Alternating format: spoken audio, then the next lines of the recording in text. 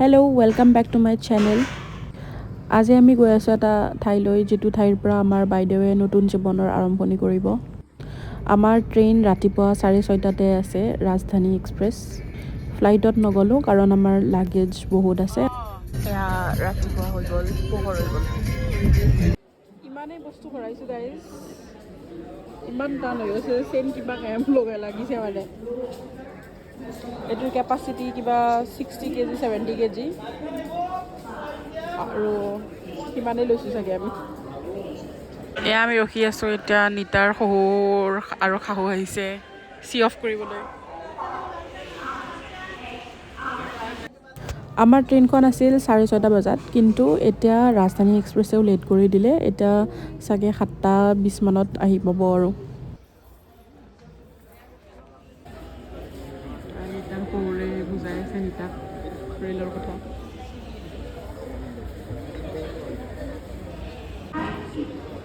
আচলতে মানুহে কয় ৰাজধানী বহুত মানে একদম অন টাইম চলে, কিন্তু নহয়, আমি 1 ঘণ্টাই ৰখিলোঁ। মানে আমাৰ 6:30টাত লিখা আছিল, কিন্তু এতিয়া 7:20 হ'ল, মানে 10 মিনিট আছেই বোলে আৰু। আমাৰ যিহেতু ট্ৰেইন অকণমান লেট আছে, সেইকাৰণে আমি ইয়াতে বহিম।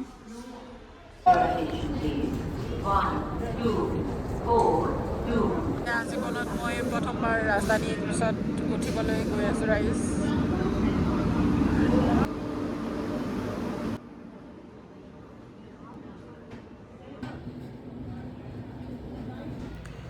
নিজৰ মানুহক এৰি গৈ এটা নতুন জীৱন আৰম্ভ কৰিবলৈ অকণমানতো দুখ লাগিবই, সুখৰ লগতে, আৰু আমাৰো ঠিক তেনেকুৱাই হৈছে।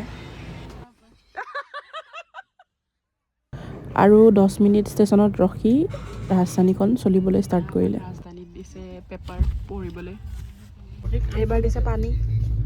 মানে এইবোৰ চব আমাৰ টিকেটটোতে ইনক্লুড হৈ আছে পইচা, এনেকুৱা নহয় যে আমি ফ্ৰীত পাইছোঁ। এয়া আমি পালোঁ চাংখাৰী, ইমান ধুনীয়া লাগিছে। এইটো মানে আমাৰ ব্ৰেকফাষ্ট নহয়, এইটো মানে আমাক ৱেলকাম কৰিছে। ইয়াতে গাখীৰৰ পেকেট আছে, চাহপাত আছে, চেনি আছে আৰু বিস্কুট আছে, আৰু এয়া গৰম পানী। তাৰপিছত আমাক ব্ৰেকফাষ্টটো দিব।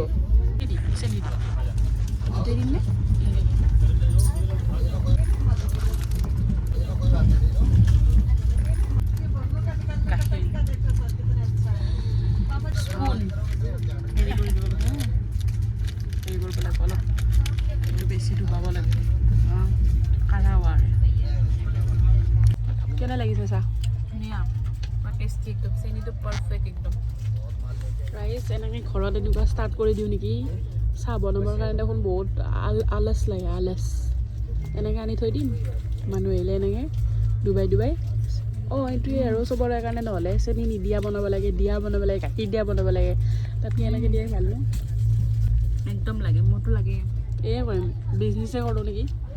এয়া ৰাজধানীত আপগ্ৰেডেশ্যন লাগে, ইমান মানে ফাল্টু।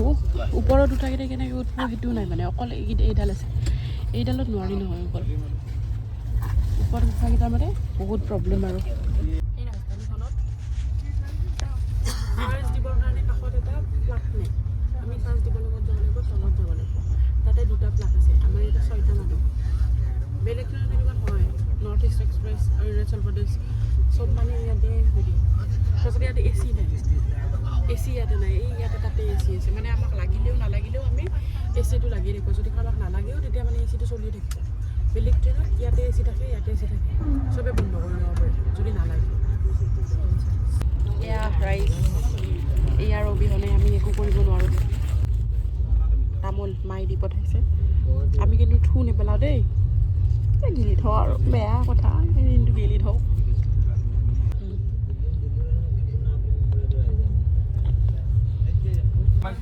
এয়া জুচ আনিছে, এইবাৰ জুচ দিব এইবাৰ। 37। এয়া আহি গ'ল আমাৰ ব্ৰেকফাষ্ট। এয়া আমি নন ভেজ দিছিলোঁ। এয়া আমাক ব্ৰেকফাষ্ট দিছে, এইটো এগ, ব্ৰেড, বাটাৰ আৰু এয়া চাহ খাবলৈ। এয়া আমাক চেক কৰিলে টিকেট।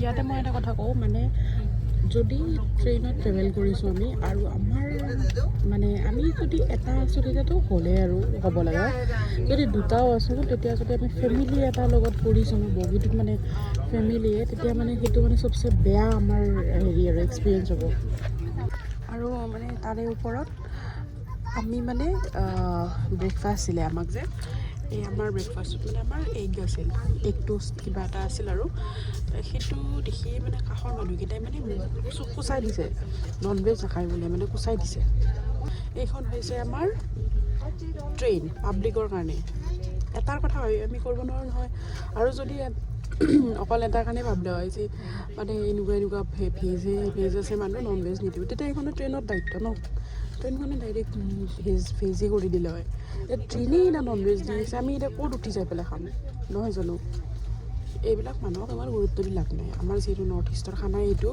আমি নোৱাৰোঁ আমি খাবই লাগিব গতিকে ইমান বেলেগৰ কথা ভাবি লাভ নাই চবৰে জিঅ'গ্ৰাফিকেল যদি আমি চাওঁ লোকেশ্যন তেতিয়া চবৰে খাদ্য আমি নিজে গম পাম মই ৰাবৰি খালোঁ খুব টেষ্টি মোৰ মানে ফেভৰেট এই ট্ৰেইনত গ'লে মই ৰাবৰিটো খাবই লাগিব এয়া পালে আমি কোচবিহাৰ অকল 2 মিনিট ৰৈছে কোচবিহাৰত অকণমান শুলোঁ কিন্তু অকণমান বেয়া চিট মানে বেয়া অৱস্থা একদম এই যে মই যে ভিডিঅ' কৰি আছোঁ চবৰে আগত মোৰ কিন্তু এইবাৰ লাজ লগা নাই কাৰণ লাজ কৰিলে চব বস্তুত পিছ পৰি থকা যায় এতিয়া মই ভিডিঅ' কৰিছোঁ মই আৰু মুখ দেখুওৱা নাই বা প্ৰাইভেচি মই হেৰি কৰা নাই তো মই ভিডিঅ' কৰি থাকিব পাৰোঁ আৰু কোনেনো মনত ৰাখিব যে মই ভিডিঅ' কৰিছিলোঁ কি লাগে এয়া আমাৰ আহিছে লাঞ্চ এয়া দালি এয়া দাইল ভাত চব্জি ৰুটি আৰু মাংস আমি নন ভেজ দিছিলোঁ আৰু এয়া দৈ খোৱাৰ পিছত এয়া দিছে আইচক্ৰীম আমাৰ আকৌ আহি গ'ল কিবা কিবি this is called zero' civic sense এই তলৰ চিটটো ইহঁতে লৈছে আৰু ইহঁতে মানে এই দুটা হ'ল বাপেক আৰু মাকে লৈছে বাকী সিহঁতৰ মানে যিমান ল'ৰা ছোৱালী আছে চব আহি মানে একদম তলৰ চিটটো মানে একদম আৰু ৰাজত্ব আৰু আমি তাৰমানে আমাক যদি বেগো লাগে বেগৰ পৰা কিবা লাগেও আমি ল'ব নোৱাৰোঁ চাই এনেকুৱা মানে বাৰে বাৰে লাইটটোৱে জ্বলাই থাকে বাৰে বাৰে আমাক শুব নিদিয়ে আৰু এয়া কিবা পূজাও কৰি আছে দেখোন আৰু বাৰাউনি পোৱালৈ মানে 1 ঘণ্টা লেটে হৈ আছে মানে 1 ঘণ্টা লেটেই চলি আছে ট্ৰেইনখন এয়া চাওক বেগ দেখিছে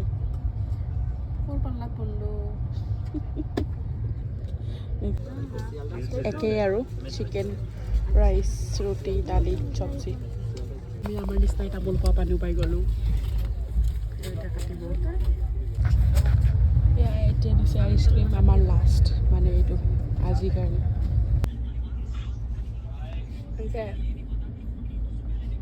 অফিচ কেইটা যাবি আমাৰ যে ইয়াৰ চিভিক চেন্সৰ মানুহকেইটা এইকেইটা গ'ল ৰাতিপুৱা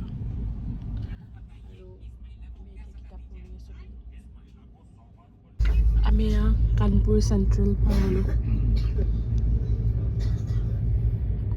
খুব কুঁৱলী একদম এবাৰ আমাক দিছে জুচ আৰু এইটো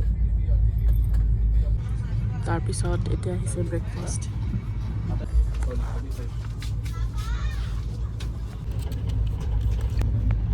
এয়া আমাৰ ৰাজধানীৰ যে লাষ্ট ব্ৰেকফাষ্ট এয়া চাওক ৰাজধানী এক্সপ্ৰেছক আমি এনেই হাইপ কৰি থাকোঁ ইমান লেট কৰিছে ট্ৰেইনখনে এতিয়া আমি দেলহি পাব লাগিছিল কিন্তু আমি নাপালোঁ মানে 3 ঘণ্টা 1 মিনিট লেট হৈয়ে আছে মানে মানুহে কয় ৰাজধানী বহুত স্পীডত যায় একদম অন টাইমত পায় আমাৰ এতিয়া 3 ঘণ্টা লেটেই হ'ল আৰু এনেকৈ যাই আছে ৰাজধানী এনি ইমাজিন এনেকৈ যাই আছে ইয়াতে কোনো আমি এতিয়া ষ্টেচনো নাপাওঁ বহুত দূৰ আছে ষ্টেচনটো এই যমুনাৰ ওপৰেদি বন্ধ এয়া 3.5 ঘণ্টা আমাৰ লেট হৈ গ'ল মানে 3.5 ঘণ্টা লেটেই কৰিছে এইখন খুব ডাউন টু আৰ্থ ট্ৰেইন যিখন ট্ৰেইনে মানে কাকো সৰু বৰ চোৱা নাই ব্ৰহ্মপুত্ৰ আহিলেও ছাইড দিব আৰু ৰাজধানী আহিলেও ছাইড দিব, বন্দে ভাৰত আহিলেও ছাইড দিব। 14323 কেনে লাগিছে ৰাজধানীত উঠি? বহুত বেছি বেয়া লাগিছে, এক্সপিৰিয়েঞ্চ বহুত বেছি বেয়া।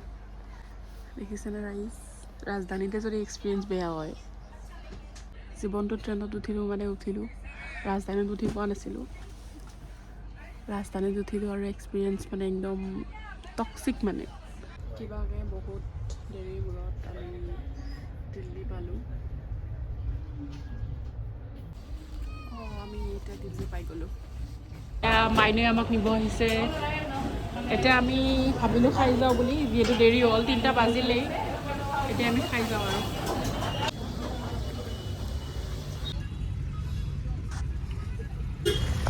এয়া একদম দিল্লীৰ মষ্ট মানে ধনী জেগা।